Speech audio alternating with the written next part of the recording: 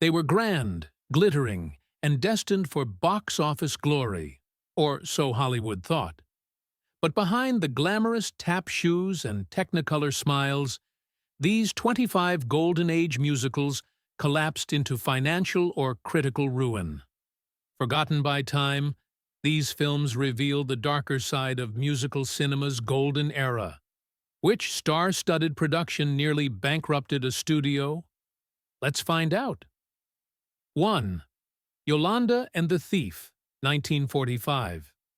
At first glance, Yolanda and the Thief had everything a Golden Age musical needed to succeed. Fred Astaire, opulent visuals, and a whimsical fantasy plot. Yet this Vincente Minnelli-directed experiment was too avant-garde for 1945 audiences. The story, centering around a con man who poses as a guardian angel to trick a naive heiress, was whimsical but confusing. MGM bet big on surrealism and style, with dreamlike sequences and bold color palettes that now look stunning, but then felt alien to wartime viewers craving emotional resonance and clarity. Critics were baffled. Variety called it stylish but pointless, and the public seemed to agree. Despite Astaire's name above the title, the film bombed at the box office and deeply hurt his career. He even considered early retirement due to the film's failure.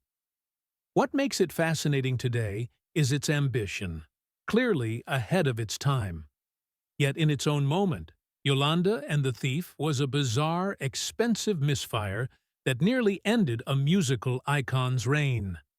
A creative risk that never paid off, it's now a symbol of what happens when artistry outruns public taste.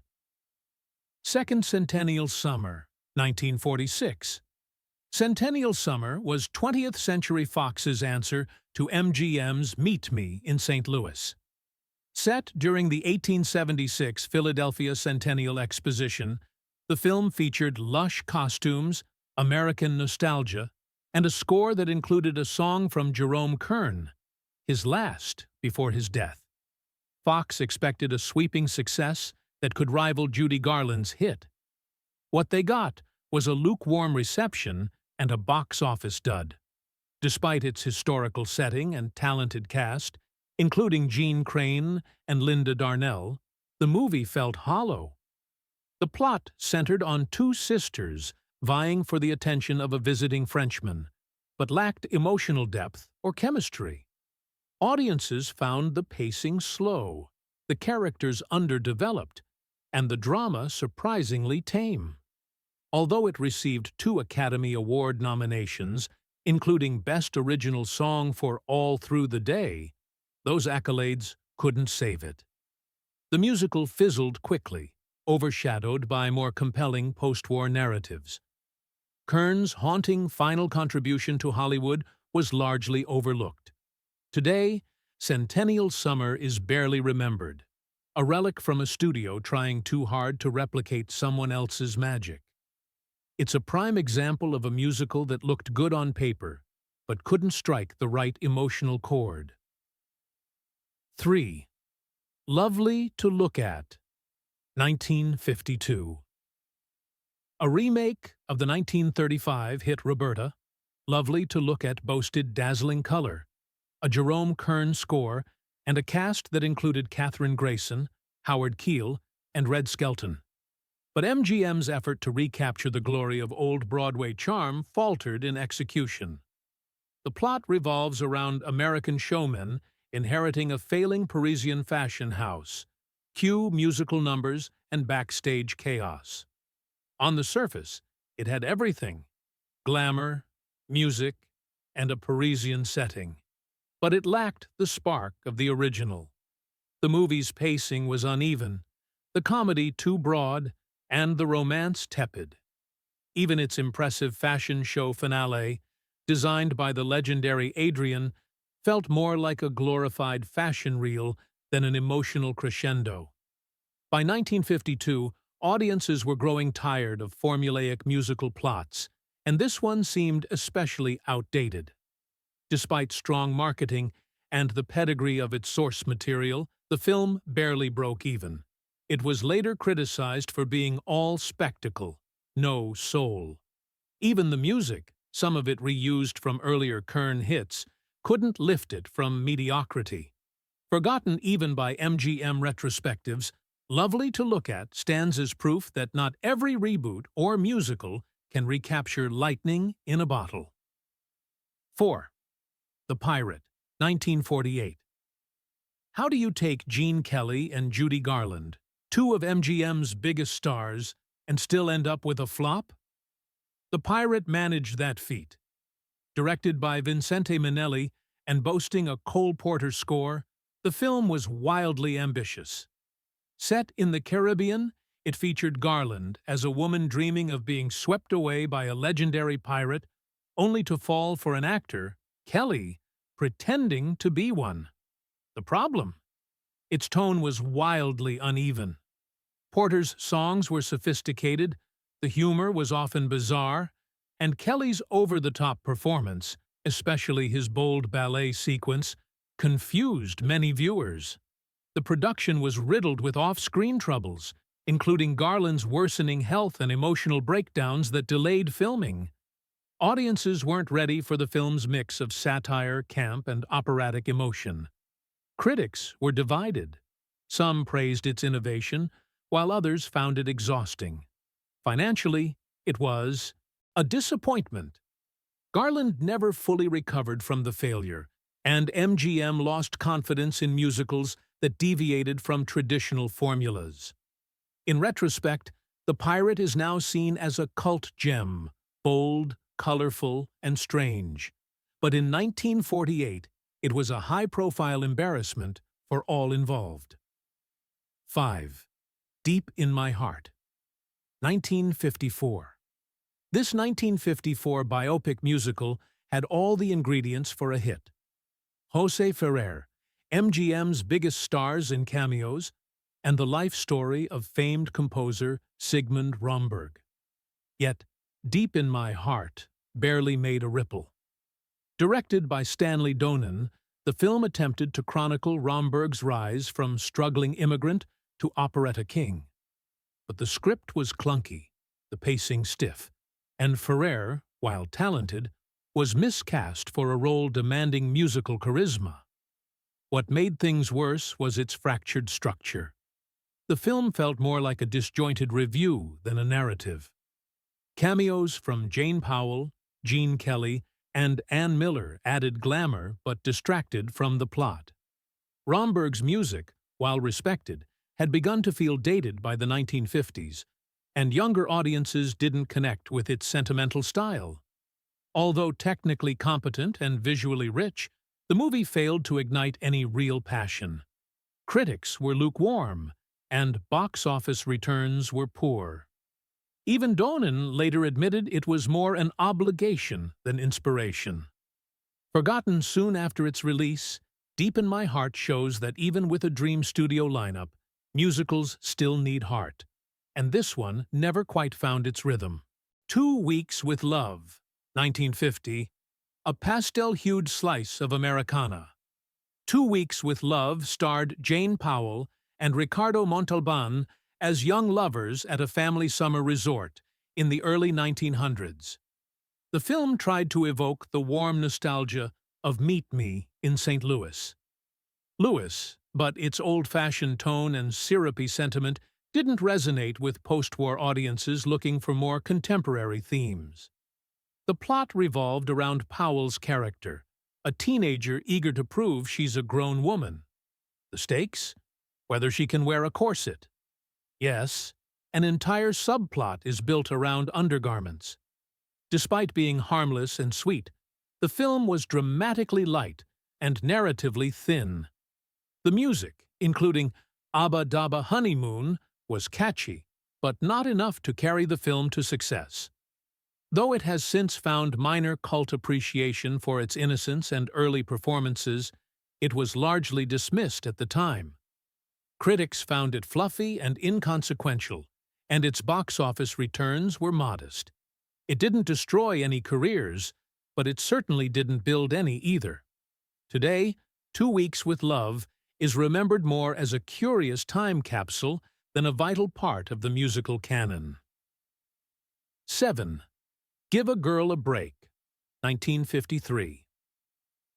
A backstage musical with big ambitions but little impact, Give a Girl a Break starred Marge and Gower Champion alongside Debbie Reynolds.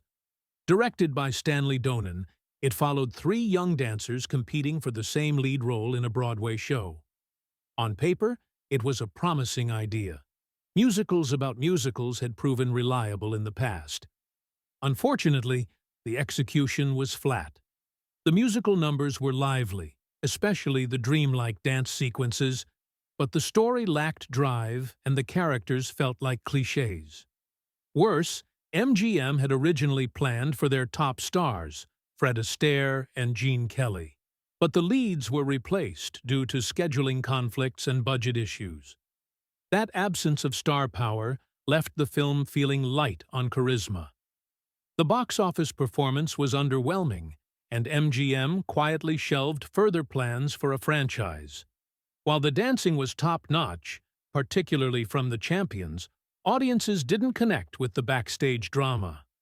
As the musical genre became more lavish in the mid-1950s, Give a Girl a Break looked cheap by comparison.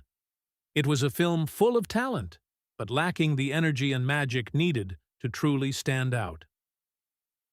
8. The Barkleys of Broadway, 1949.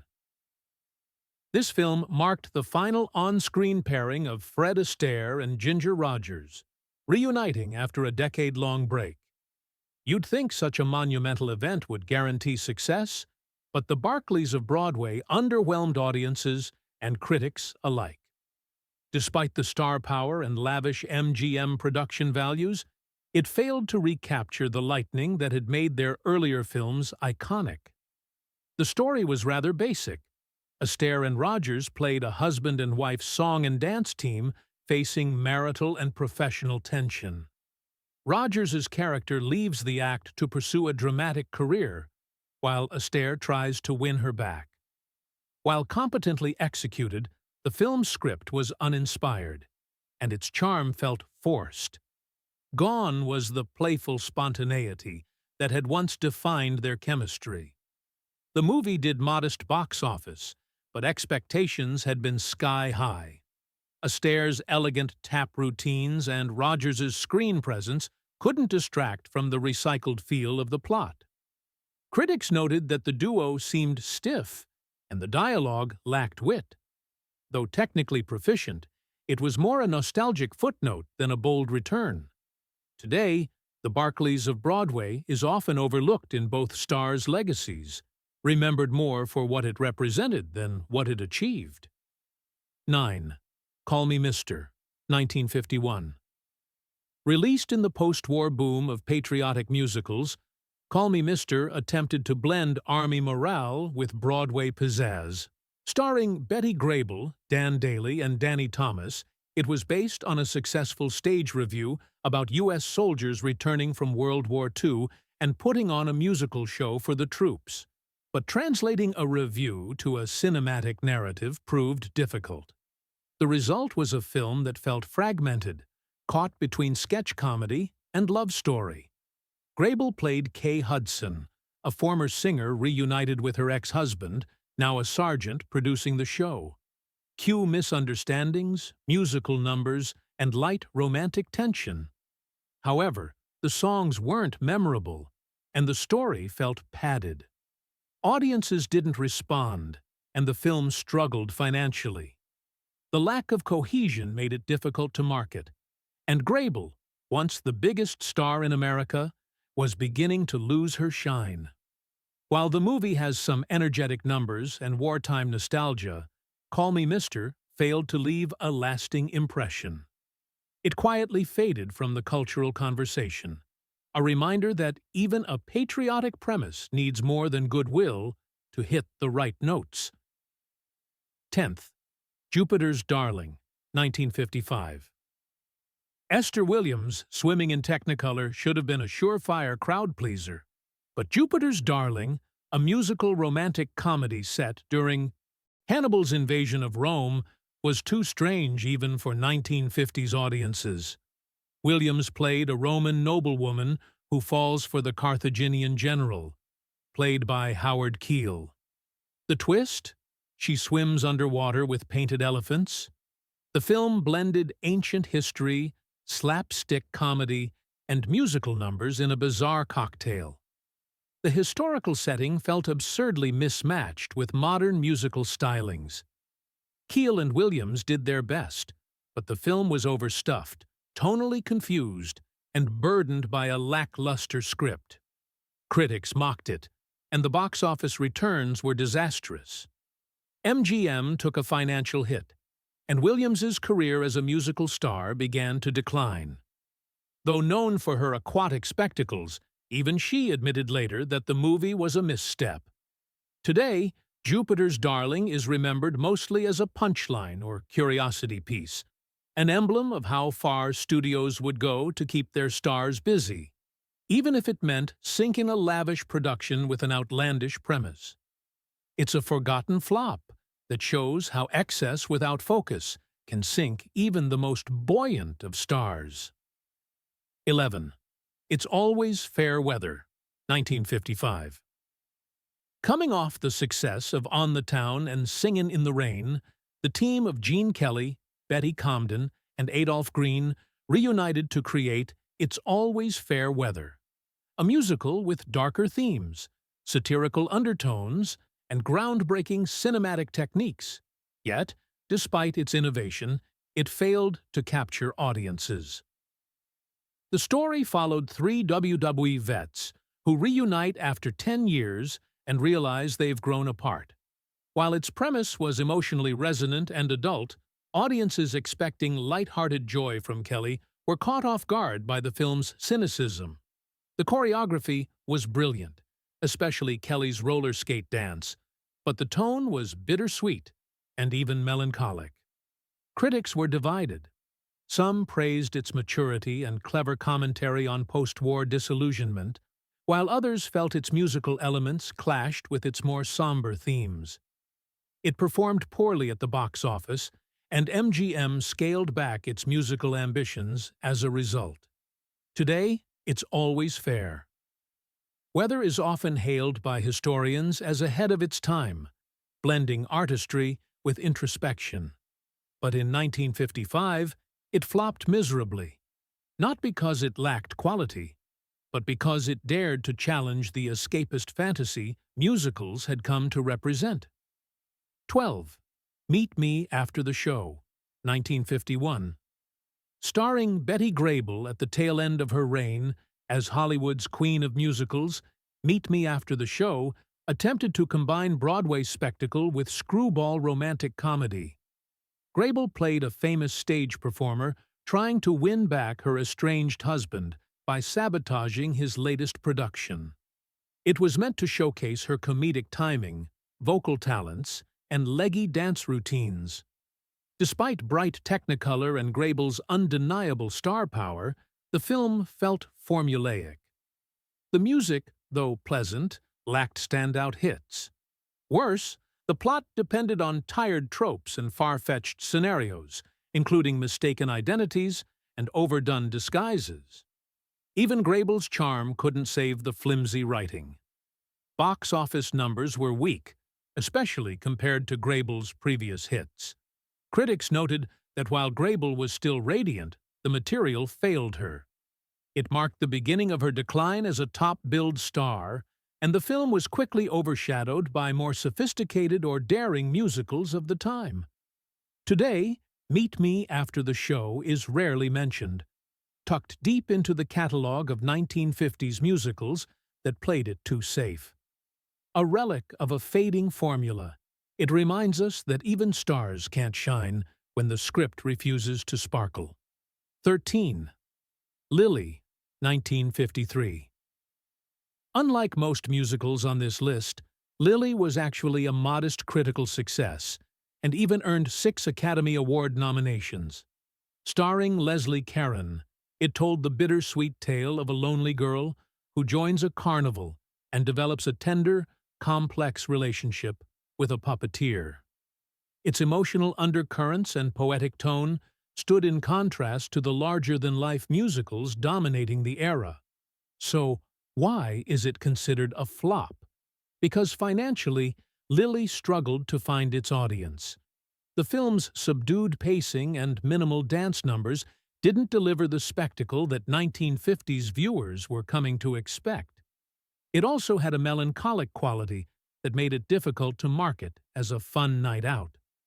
While it did eventually recoup costs thanks to international markets and critical prestige, its initial release was underwhelming in the US. MGM saw it as a gamble that didn't pay off quickly enough. Over time, Lily faded into obscurity, despite Karen's moving performance and the haunting Oscar-winning song Hi Lily, Hi Lo. It's a film that proves even quality doesn't guarantee relevance or revenue. In the glitz and glam world of Golden Age musicals, Lily was simply too delicate to survive the storm. 14. The Belle of New York, 1952. Fred Astaire dancing mid-air should have been a ticket-selling spectacle. In The Belle of New York, Astaire starred alongside Vera Ellen in a whimsical tale about a playboy who falls in love with a Salvation Army worker. The gimmick? Their love literally lifts them off the ground, resulting in charming but surreal gravity-defying dance sequences. Technically innovative and visually delightful, the film still flopped. Why? Because the story was thin, the romance felt undercooked, and by 1952, Astaire's style was beginning to feel old-fashioned to younger viewers. The movie was too saccharine, too light, and too disconnected from the post-war sensibility creeping into American entertainment. Critics weren't cruel, but they weren't impressed either. The musical numbers, while beautifully choreographed, didn't have the memorable power of Astaire's earlier hits. Even the flying sequences, achieved with early wire work, felt more like novelty than narrative. Astaire himself later admitted the film was one of his least successful efforts. It faded quickly, rarely shown even during classic film retrospectives. The Belle of New York serves as a case study in how charm, innovation, and stardom aren't always enough to lift a movie to box office success. 15th. Kismet, 1955. Adapted from the Broadway hit, Kismet was a lavish MGM production set in ancient Baghdad. With Howard Keel and Anne Blyth in lead roles, and music adapted from Russian composer Alexander Borodin, the studio hoped for another The King and I-style cultural fantasia. Instead, they got a costly dud. The film was visually impressive, bursting with elaborate sets, dazzling costumes, and exotic flair. But its pacing dragged, and the characters felt stiff, more like operatic stand-ins than living people. The story of a beggar poet manipulating fate to marry off his daughter and gain riches was muddled by heavy-handed dialogue and uneven tone. Critics called it overproduced and underwhelming. The music, while intricate, lacked broad appeal, and the film's stylized approach felt out of touch. MGM took a financial hit, and Kismet disappeared from public view. Despite being a feast for the eyes, the film lacked the emotional core and narrative energy to hold audiences. Today, Kismet is seldom revisited, often dismissed as one of MGM's more opulent misfires. Proof that musical success isn't about how much gold you throw on the screen, but how much heart you bring to it. 16. The Girl Most Likely, 1958. The Girl Most Likely holds the strange distinction of being the last musical ever released by RKO Pictures, and it didn't go out on a high note. A remake of the 1941 musical Tom, Dick, and Harry, the film stars Jane Powell as a small-town woman torn between three suitors. The setup promised light-hearted comedy and romantic charm, but the result was flat and instantly forgettable. By 1958, musicals had grown more ambitious and emotionally complex. This film, with its paper-thin plot and outdated sensibilities, felt like a relic. The songs were uninspired, and the choreography was minimal. Powell, once a musical darling, seemed constrained by the role's lack of dimension. RKO was already on life support by this point, and the girl most likely's lukewarm reception hastened its end. Critics barely noticed it, and audiences stayed away. Its lack of distribution and marketing further buried it in cinematic history. Today, it's rarely mentioned even by musical scholars. More than a flop, it's a swan song for a once great studio. A quiet, disappointing farewell to a genre and an era that had already moved on. 17. Down to Earth, 1947. A sequel of sorts to Here Comes Mr. Jordan. Down to Earth cast Rita Hayworth as Terpsichore, the Greek muse of dance, sent to Earth to protest her portrayal in a Broadway musical. The premise, mixed mythology, with backstage drama, and a sprinkle of romance. Unfortunately, the mix didn't quite gel. Hayworth looked dazzling as always, but the material failed her. The film's high-concept story quickly became muddled. The tone bounced between screwball and fantasy, and the musical numbers lacked punch. Audiences didn't know what to make of it. Was it a comedy? A romance? A satire? Despite Hayworth's star power and Technicolor sheen, the movie was a box office disappointment. Columbia Pictures hoped it would revive the success of its predecessor, but the muddled tone and forgettable score left audiences cold. Today, Down to Earth is more famous for inspiring the 1980 cult hit Xanadu than for anything it achieved on its own. It serves as a reminder that even divine muses can't save a confused script. 18. The Vagabond King, 1956. Adapted from the operetta by Rudolf Frimmel, The Vagabond King was a historical musical set in 15th century France, starring Catherine Grayson and Oreste Kirkop. Paramount spared no expense, crafting detailed sets and royal pageantry, but audiences weren't buying tickets. The story, about a poet who impersonates royalty to inspire the people, was bloated and archaic. Kirkop, a Maltese opera singer making his film debut, had a POW voice but lacked screen charisma. The music felt like a throwback, and the romance lacked spark. By the mid-1950s, tastes had changed. Audiences wanted modern rhythms and relatable stories. The Vagabond King felt like a museum piece, beautifully mounted but emotionally inert. Despite decent critical notices, the film flopped commercially and marked the end of big-budget operetta adaptations. Today, it's mostly forgotten, overshadowed by more compelling historical musicals like The King and I or My Fair Lady. For Paramount, it was a costly miscalculation. A king without a kingdom. 19th. Hit the Deck, 1955.